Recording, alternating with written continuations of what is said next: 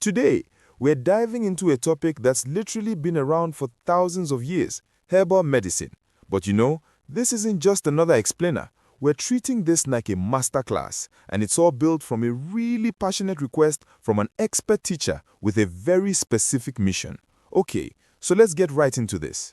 Our source for today isn't some dense, boring research paper. Nope. It's a directive from a teacher in Lagos, Nigeria, someone with over 25 years of experience.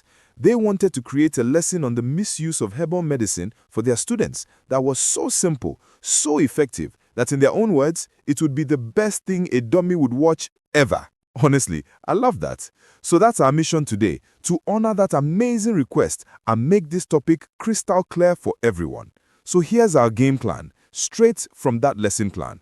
We'll start with the story behind our lesson from Lagos, get into the basics of what herbal medicine even is, look at some real-world examples of misuse, talk about why it's so dangerous, and then, most importantly, finish up with how to use these remedies safely. First up, a lesson from Lagos. Let's really unpack the guide from this expert teacher that inspired this whole thing. Alright, class is officially in session. Section 2, Herbal Medicine Basics.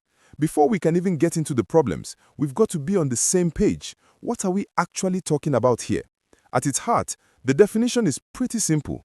Herbal medicine is all about using plants, their leaves, roots, flowers, all of it, for our health. This is a practice that's deeply woven into cultures all over the globe, from ancient traditions to the modern wellness craze. It's a really powerful and ancient form of healing. Now, this is where it gets interesting, because the focus here totally shifts. The problem we're really digging into isn't the herbs themselves, it's the misuse. And misuse isn't just about what you might think. It's the incorrect or just plain excessive use of any drug, herbal ones included, that goes against safe, established guidelines. So the issue is really in how we use it, not the substance itself. And this slide just lays it out perfectly. There are two paths you can go down. Proper use, that's being responsible. You follow expert advice, you get the dosage right, and you're totally honest with your doctor about what you're taking. But misuse? Well, that's a gamble. You're just guessing what's wrong, you're eyeballing the dose, and you're mixing things without any idea how they react. See the difference? It's knowledge versus pure guesswork. So now that we've got the definitions down, let's get practical. Section 3. Examples of common misuse. How does this stuff actually happen in the real world? The road to misuse is often paved with really good intentions. It usually starts with self-diagnosis.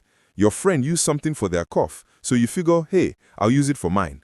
Then comes that wrong dosage, often based on that totally flawed idea that if a little bit is good, a lot must be better. And then the final and honestly the scariest step is mixing it with other meds, creating a chemical cocktail in your body that's completely unpredictable. Let's make this super real for a second. Imagine you've got a headache. Nothing crazy, just annoying. A friend tells you about this local herb that works like magic for them. What's the very first trap waiting for you? It's that first step we just talked about, self-diagnosis. Your headache might be caused by something totally different than your friends. Using their fix without knowing the real cause, well, that's the first domino to fall. And that brings us to the most critical part of this lesson, Section 4, the dangers of misuse. This is the why it matters part. This is where the stakes get incredibly high for your health. Okay, so this is the crucial point. I want you to really let this sink in. Natural does not mean safe. It's one of the most dangerous and widespread misconceptions out there. I mean, think about it. Cyanide is natural. Poison ivy is natural. The word natural just tells you where something comes from. It's not some kind of automatic safety guarantee. And the risks here are not small. We're talking about serious, sometimes irreversible kidney and liver damage from the wrong plant or the wrong dose. Misuse can also cover up the symptoms of a much bigger illness, which delays you from getting a diagnosis you really need. Then you have dangerous interactions with prescription drugs, sudden allergic reactions, or even contamination with things like heavy metals. These aren't minor side effects. They can be real medical emergencies.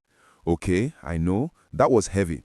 But the point isn't to scare you away from herbal medicine entirely. It's to empower you. So let's pivot to our final and maybe most important section, prevention and safe use. This is how you can get the benefits while steering clear of the dangers. It really just boils down to these 4 simple rules. 1.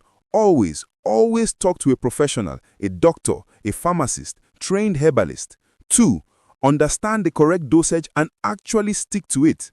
3, and this one is so important, tell your primary doctor every single thing you're taking, herbal or not, no secrets. And 4, buy your stuff from reputable, trusted sources. You don't want to risk contamination. Look, if you only take one single thing away from our masterclass today, let it be this. This is the big idea. Treat herbal medicine with the same respect, the same caution, and the same seriousness as you would any powerful drug from the pharmacy, because that's exactly what it can be, powerful medicine. And now, just like our teacher in Lagos would do, I've got some homework for you. A take-home question, and it's bigger than just herbs. I want you to think for a second. What's one health rule you follow? Maybe something you picked up from family or saw online that you've never really stopped to question. Maybe now is the time to get a little curious. Thanks for joining our explainer.